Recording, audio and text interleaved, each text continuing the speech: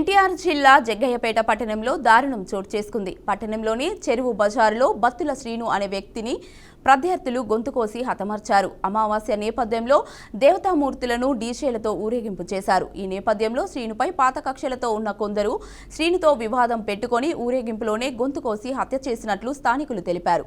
సమాచారం అందుకున్న పోలీసులు సంఘటనా స్థలానికి చేరుకొని శ్రీను మృతదేహాన్ని ప్రభుత్వ ఆసుపత్రికి తరలించారు. ఈ మేరకు కేసు నమోదు చేసుకుని దర్యాప్తు చేస్తున్నట్లు పోలీసులు వెల్లడించారు.